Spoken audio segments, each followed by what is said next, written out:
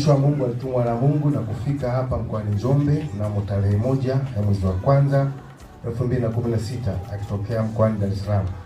Mwanzo wa kazi ilikuwa tarehe 16 ya mwezi wa kwanza mwaka 2016 eneo la Nzingireni.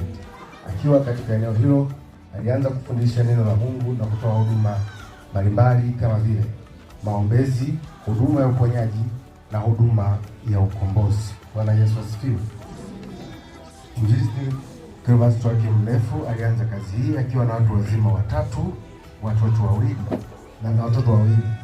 Kazi ya Mungu iliendelea kwa muda wa miezi mitatu. Mtumishi akiwa anaishi nyumba viwili akiwa katika eneo hilo. Kazi ya Mungu iliendelea kukua na kuongezeka hadi kufikia watu 30, watu wazima 22 na watoto 8. Bwana Yesu asifiwe.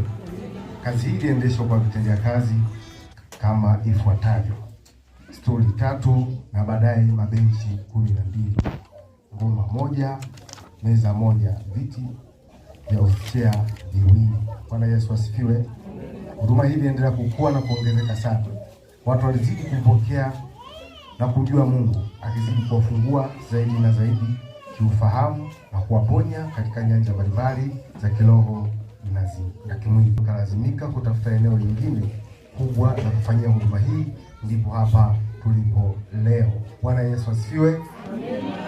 Bwana Yesu asifiwe. Mnamo tarehe 30 mwezi wa 7 2017 ndipo tulipohamia rasmi katika jimbo hili na kuanza kufanyia ukarabati wa ndani na nje ya jengo.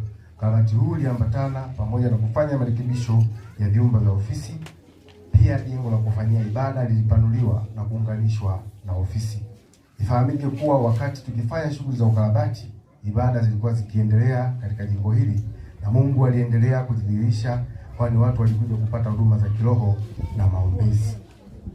Kwa jumla huduma hii ilipata kueleweka zaidi na watu wa sehemu mbalimbali ndani ya mkoa wetu wa Njombe na nje ya Njombe. Nashukuru Mungu wetu wa Glory kwa kuzidi kuwahudumia watu wake na kuwainua zaidi na zaidi na kuifahamu huduma hii, hata kupelekea maisha ya watu wengi yakizidi kubadilika siku hadi siku na maisha yanazidi kuboreka sana. Bwana Yesu asifiwe. Na katika hili sote ni mashahidi. Bwana Yesu asifiwe. Hizo sio sauti za watu ambao Mungu wa Glory amewatendea. Bwana Yesu asifiwe. Pia tunamshukuru Mungu wetu kwa kutufanikisha kuipanua huduma hii katika vituo vipya ndani ya mkoa wetu na mikoa ya jirani. Kwa jumla huduma yetu sasa imepanuka. Vituo ambavyo vimeongezeka ni kituo cha Kipengele, Mkiu, Mtangiboni